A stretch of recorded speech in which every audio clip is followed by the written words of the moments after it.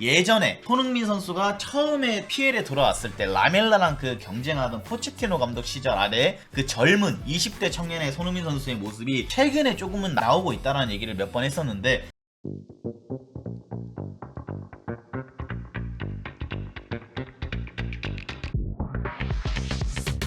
어제 일단 손흥민 선수의 경기가 있었고요. 어제 토트넘이 3대1로 승리를 하게 되면서 8강 진출에 성공을 했습니다. 그래서 저도 어제 경기를 보면서 느꼈던 거는 확실히 판더벤과 그 다음에 로메로가 복귀한 토트넘은 세다라는 거를 좀 다시 한번 느꼈고요. 왜 세냐 했을 때는 그냥 어제 경기 보신 분들이 저는 정확하게 인지하고 판단할 수 있다라고 생각을 합니다. 일단은 수비적으로 굉장히 단단했고, 지난 원정 갔을 때 경기를 보시면은 그래도 알크마르가 공격적으로 토트넘을 굉장히 거세게 몰아붙인 적이 많았는데, 어제 경기는 토트넘이 거의 뭐 일방적인 경기를 좀 했다, 오랜만에 토트넘다운 경기를 했다 라는 게 좀 맞고, 완전체 토트넘은 다르다라는 얘기를 저도 몇 번 했었는데, 저도 솔직히 여러분들 앞에서 떳떳하게 보세요, 토트넘 잘하잖아요 라고 할 수는 없어요. 왜냐면 저도 중간에 오락가락한 적이 많았어요. 아, 포스텍 이제는 내보내야 될 것 같다 얘기한 적도 있었지만, 어쨌든 어제 경기를 보면서 좀 느꼈던 거는, 이 사람은 진짜 축구 팬들을, 특히나 토트넘 팬들을 오락가락하게 만드는 사람이 맞구나. 진짜 이 사람이 이전에도 항상 얘기할 때 보면은 부상 선수들이 복귀하게 됐을 때가 우리의 완전체가 오면은 우리의 경기력은 좀 더 나아질 것이다 라는 표현을 굉장히 자주 했었어요, 영어 인터뷰할 때 보면은. 근데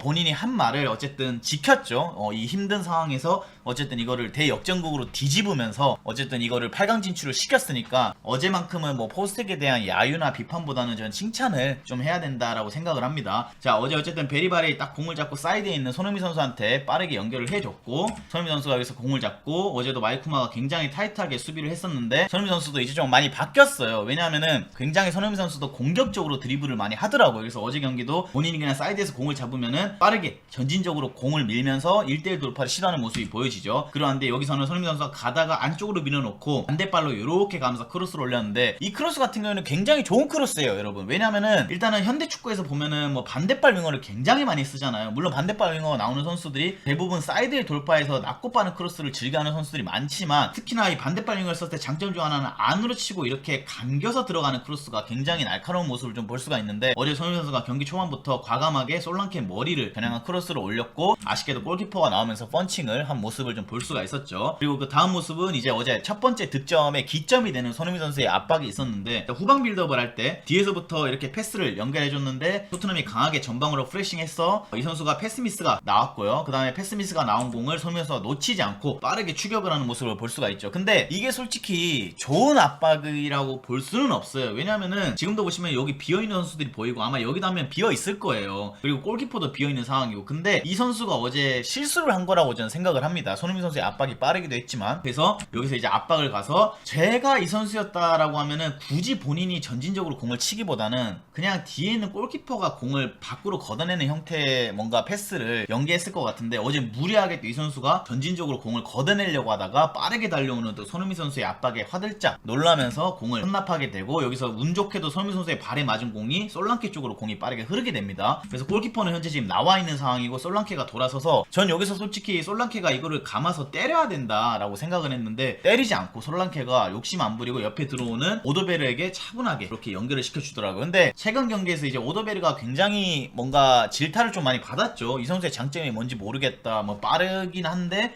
드리블도 애매하고, 그렇다고 뭐 힘이 있는 것도 아니고. 근데 어제는 또 오더베리가 이 골을 넣으면서 본인이 첫 번째 득점을 했고, 또 자신감을 찾으면서 두 골을 기록했고, 팀에 어쨌든 MVP급 활약을 좀 해줬어요. 그래서 오더베리가 여기서 공을 받아서 여기서 좀 넣을 줄 몰랐는데, 이거를 그냥 다이렉트로 왼발로 그냥 상단에 꽂아버리더라고요. 그래서 토트넘이 또 기분 좋게 경기 초반부터 앞서 나갈 수 있는 상황이 만들어졌죠. 그리고 포스텍도 굉장히 좋아하고 있는 모습이 보여지죠. 근데 제가 이때까지 포스텍의 모습을 본 것 중에, 최근 포스텍 힘들 때 보면은 이 사람 진짜 요즘 스트레스 많이 받구나 했는데, 솔직히 2년 동안 포스텍 보면서 이렇게 좋아하는 모습 많이 못 봤거든요. 팀이 골을 넣거나 팀이 골을 먹어도 아쉬워하는 그 액션 자체도, 이 사람이 그렇게 큰 액션이 있는 감독이 아닌데 어제는 굉장히 좋아하는 모습이 좀 보여지더라고요.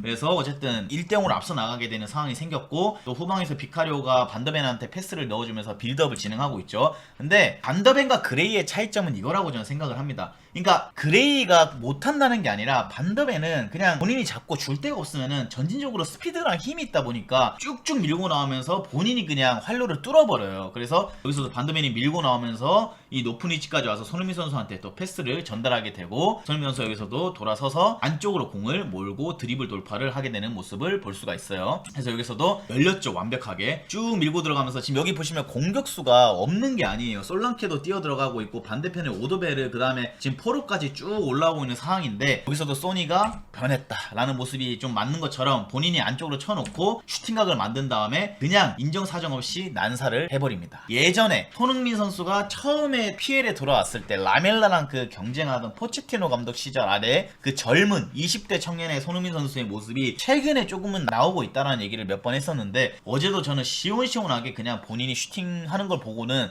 손흥민 선수 마음에 든다, 이게 손흥민의 매력이다 라는 걸 좀 다시 한번 좀 느끼게 되는 돌파 이후의 슈팅이 아니었나라는 생각이 들고, 물론 이게 뭐 수비수의 태클로 인해서 막히긴 했고, 혹은 뭐 골키퍼의 선방에 막히긴 했지만, 공격수라면 이런 과감함이 저는 필요하다라고 생각을 해서 칭찬을 좀 해주고 싶습니다. 아쉽게도 골키퍼 손에 안기는 모습이 보여졌죠. 그리고 손흥민 선수가 이거 뭐 슈팅 놓쳤다고 해서 인상을 쓰는 선수도 크게 없어요. 여기 안타깝게 손을 좀 들고 있는 선수 한 명 있는데, 이게 포로라는 선수인데 자기한테 줬으면 뭐 자기가 슈팅을 때리겠다 뭐 이런 마인드로 손을 들었던 것 같은데, 손 내려야 됩니다. 정신 못 차리고 있는 상황인 것 같아요.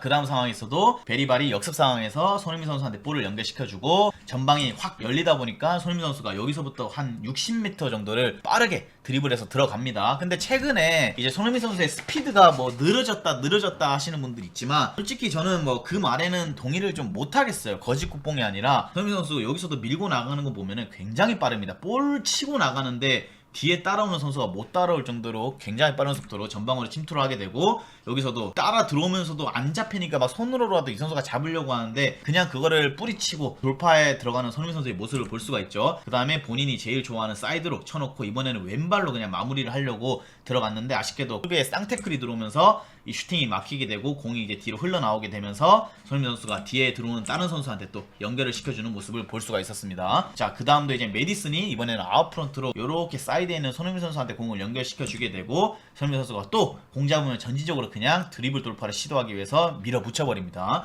그래서 진짜 공격수는 이 맛이에요, 여러분. 솔직히 공격수가 뭐 연계 잘하고 패스 잘하고 뭐 어시 잘하고 이것도 물론 중요해요. 근데 저는 공격수의 1번은 저돌성이라고 생각을 합니다. 공격수는 무조건 저돌적이어야 돼요. 공격수는 상대 골대를 항상 강타할 수 있게 저돌성을 갖춰야지만 상대가 움츠러들 수 있고, 이 맛에 솔직히 여러분 용병을 쓰는 거라고 저는 생각을 하거든요. 그래서 어제도 여기서 과감한 돌파를 통해서 본인이 또 안쪽으로 접어 들어가는 모습이 보여지고요. 그 다음에 여기서도 지체 없이 그냥 슈팅을 갈겨버립니다. 이게 우리가 아는 손흥민이죠. 근데 여기서 안타깝게도 슈팅이 상대 태클에 좀 걸리게 되면서 높게 떴고요. 이 높게 뜬 볼이 이제 오도베르한테 떨어졌는데, 오도베르가 여기서 이상한 슈팅을 때리게 되면서 공이 밖으로 나가게 되었습니다. 근데 이게 왜 중요하냐면, 여러분, 이런 위치에 왔을 때 공격수들이 좀 과감하게 슈팅을 이렇게 갈겨줘야지 이게 결국에는 뭐 골키퍼한테 걸리든 아니면은 수비 발을 맞고 이렇게 굴절돼서 우리 팀한테 떨어져서 우리 팀이 득점을 할 수 있는 상황이 생기거든요. 근데 이 위치에 들어왔는데, 이전에 손흥민 선수 보면은 여기서 거의 뭐 뒤쪽에 나오는 사르라던가 메디슨 같은 선수한테 이렇게 내주는 경우가 많았어요. 근데 어제도 손흥민 선수가 달라졌다라는 걸 보여주듯이 그냥 갈겨버리는 모습을 좀 볼 수가 있었죠. 자, 그리고 그 다음은 이제 후반전에 넘어오게 되는데, 이제 후반전에도 손흥민 선수가 왼쪽에 위치해 있는 모습이 볼 수 있고, 여기서도 빠르게 공격수들이 밀고 올라가면서 메디슨한테 볼을 이렇게 연결시켜주게 됩니다. 그리고 메디슨도 여기서 드리블 치다가 사이드에 올라오고 있는 손흥민 선수 발밑에다가 공을 패스해주고, 여기서 메디슨이 잘한 것 중에 하나는 어쨌든 메디슨이 수비수 2명을 끌어놓고 손흥민 선수한테 패스를 연결시켜줬죠. 왜? 여기서 메디슨이 본인이 막 드리블 해가지고 이 2명을 뚫고 들어가서 슈팅을 할 수는 없어요. 그러다 보니까 메디슨도 동료를 좀 이용해보자, 나한테 지금 집중되어 있는 수비를 다시 흥민형한테 분산시키고 난 뒤에 본인이 또 조금 더 좋은 공간으로 침투해서 그 공을 받아서 마무리하겠다라는 아이디어가 보였고, 여기서도 메디슨이 패스하고 난 뒤에 뭐 짜장 배달이라고 하죠. 짜장 배달 나가지 않고 본인이 오히려 더 상대 수비수들이 손흥민 선수한테 시선이 팔렸을 때 좋은 위치에서 공을 받아서 마무리를 시도하는 모습을 볼 수가 있죠. 그러다 보니까 당연히 이 두 명은 손흥민 선수 막으려고 압박을 들어갔는데 손흥민 선수가 슈팅을 안 때리고 이번에는 메디슨을 줘버렸어요. 그러다 보니까 메디슨이 여기서 침착하게 인사이드로 골대 왼쪽 모서리로 마무리를 하는 모습을 좀 볼 수가 있었어요. 그래서 정말 기분 좋게 앞서 나가는 토트넘의 모습을 볼 수가 있었고, 이번에는 포스텍이 박수 치는 게 아니라 두 팔을 그냥 만세하듯이 뻗으면서 굉장히 좋아하는 모습이 좀 보여지고 있죠. 그리고 오랜만에 봅니다, 여러분. 이 투샷. 와, 이게 작년에 프리미어리그 경기 중계할 때는 진짜 많이 본 투샷인데 올해는 이 두 선수가 같이 경기 뛴 기억도 많이 없고요, 솔직히 말씀드리면은. 그리고 같이 경기를 뛰더라도 뭔가 이 두 선수가 합작해서 골을 만들어낸 경우가 많이 없었던 것 같아요. 근데 거기다가 최근에 이제 뭐 두 선수가 지난 알크마르 1차전에 벤치에 앉아가지고 이렇게 막 속닥속닥 한 것까지 이슈화가 되면서 좀 걱정이 많이 됐는데, 다행히 어제는 기분 좋은 다트 세레머니를 손흥민 선수와 메디슨이 함께하는 모습을 좀 볼 수 있지 않았나. 자, 그리고 여기서도 이제 사르가 빠르게 드리블을 하게 되면서 사이드에 있는 손흥민 선수한테 또 연결을 하게 되죠. 그리고 제드 스펜스도 천천히 올라오게 되면서 손흥민 선수를 서포트하는 모습을 볼 수가 있고, 손흥민 선수가 공을 잡으면은 어제 같은 경우에도 항상 협력 수비를 붙이더라고요. 알크마르도 토트넘에 대한 분석을 1차전도 보신 분들은 아시겠지만 좀 확실하게 하고 나온 것 같더라고요. 그러다 보니까 야, 소니가 공 잡으면은 마이쿠마도 바짝 붙고 뭐 윙어가 됐던 미드필더가 됐던 협력 수비를 무조건 같이 해줘라 라는 말이 들어갔던 것 같아요. 그래서 어제도 두 명이 붙었는데 여기서 손흥민 선수가 이 사이로 패스를 연결하고 본인이 또 유유 이렇게 움직이면서 이 원투 패스를 받아내는 모습을 좀 볼 수가 있었죠. 이번에는 두 명이 붙다 보니까 본인이 욕심내기보다는 동료를 좀 이용하는 플레이를 가져갔다. 그리고 난데 사르한테 본인이 다시 이렇게 공을 받았는데, 여기서 좀 아쉬웠던 거는 손흥민 선수가 볼터치가 좀 엇나가게 되면서 공이 라인 밖으로 나가게 되는 경우가 생기게 됩니다. 그리고 난 뒤에 굉장히 아쉬워하고 있는 손흥민 선수를 볼 수가 있고, 본인도 아는 거예요. 아, 내가 이거를 왜 미스했을까? 그러니까 이거는 뭐 축구 좀 해보신 분들은 아시겠지만 이 축구 선수들, 이 프리미어리그 수준에 있는 선수들이 잘 안 나오는 실수이긴 한데, 어쨌든 어제 손흥민 선수가 굉장히 실수를 하고 안타까워하는 모습을 좀 볼 수가 있죠. 자, 그리고 다음 장면도 이제 스펜스가 사이드에 있는 손흥민 선수한테 공을 연결하고 또 빠르게 나가고 있는 모습이 보여지는데, 어제 여기서 또 저는 큰 부상이 일어나는 줄 알고 좀 당황을 했었는데 다행히도 큰 부상은 아니었습니다. 마이쿠마가 손흥민 선수를 강하게 프레싱하면서 다리를 걸러뜨려서 넘어지는 모습이 보여졌는데 굉장히 아파하고 있죠. 근데 그렇게까지 아프진 않았는데 이때 어쨌든 팀이 이기고 있고 뭐 시간도 좀 지연시킬 겸 좀 쉴 겸 누워 있었던 것 같아요. 그래서 여기도 보시면은 오히려 마이쿠마가 손흥민 선수의 엘보우에 강하게 맞은 모습이 보여지죠. 뭐 늦게 압박했다가 여러분 상대 수비가 이렇게 달려들면은 엘보 맞는 건 당연한 겁니다. 그래서 마이쿠마 엘보 맞고 손흥민 선수는 왼쪽 뒤꿈치를 좀 까이면서 쓰러졌던 모습. 자, 그리고 그 다음 장면도 이제 포로가 안쪽으로 공을 드리블하고 있는 모습이 보여지고 반대편에 있는 손흥민 선수한테까지 연결이 됐죠. 그리고 뒤늦게 마이쿠마가 압박을 하고 있는 모습이 보여지는데, 여기서도 그냥 지체 없이 슈팅을 후려 갈겨버립니다. 그냥 걸리면 때리는 거예요, 여러분. 4번 타자예요. 2대5예요.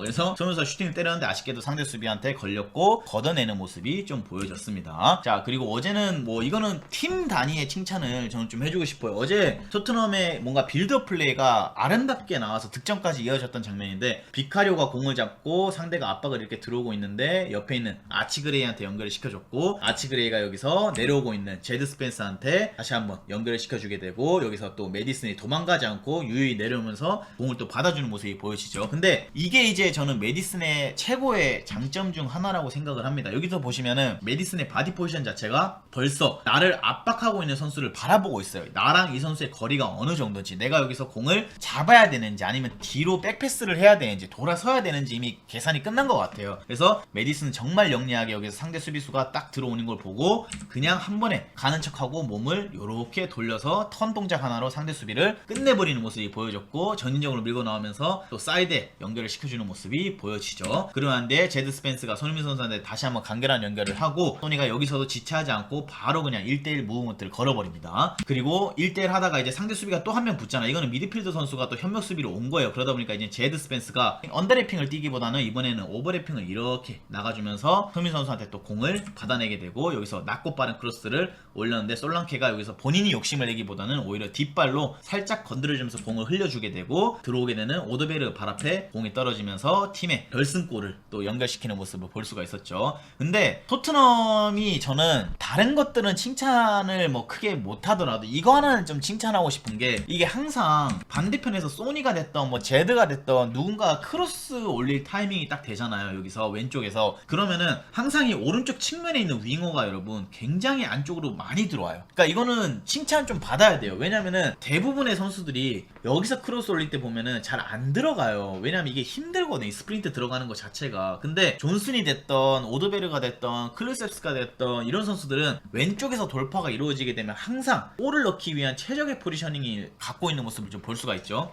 그래서 어제도 오드베르가 여기까지 들어왔기 때문에 득점이 저는 이어졌다라고 생각을 해요. 그래서 여기서도 오드베르가 마무리하는 모습을 좀 볼 수가 있었죠. 그리고 굉장히 좋아하고 있는 포로랑 오드베르의 모습을 볼 수가 있었습니다. 그리고 다음 장면 같은 경우에도 아치그레이가 사이드에 있는 내려오는 손흥민 선수한테 패스를 연결시켜주는 모습을 좀 볼 수가 있는데 여기서도 제드는 제가 봤을 땐 똑똑한 선수예요. 왜냐하면은 본인은 원래 왼쪽 풀백이잖아요. 왼쪽 풀백이 여기 있는 게 원래 일반적이죠. 근데 토트넘의 전술을 보면은 풀백이 이렇게 안으로 들어오잖아요. 근데 제드는 안으로 들어오는 것만으로 끝내는 게 아니라 지금 손을 보시면은 야 아치 흥민이 형한테 패스해 나 때문에 이 상대 윙어가 안쪽으로 끌려 들어왔잖아 라는 지금 제스처를 보여주고 있어요. 그러니까 제드는 포스텍이 원하는 전술이 뭔지 정확히 알고 뛰는 선수예요. 그래서 여기서 아치그레이가 사이드에서 내려오는 손흥민 선수한테 패스를 연결시켜주게 되고 여기서 소니가 이번 시즌 축구 도사라는 표현이 맞죠. 이렇게 들어오는 공들을 대부분 논스톱으로 이렇게 안쪽으로 돌려쳐주는 모습을 많이 볼 수가 있는데 여기서도 굉장히 영리하게 안쪽으로 탁 돌려치는 모습이 보여지고 제드도 여기 서 있다가 본인이 손흥민 선수한테 공이 연결되면 나한테 올 거라는 걸 알기 때문에 나가면서 이 스페이스에서 이 공을 받아내는 모습을 볼 수가 있습니다.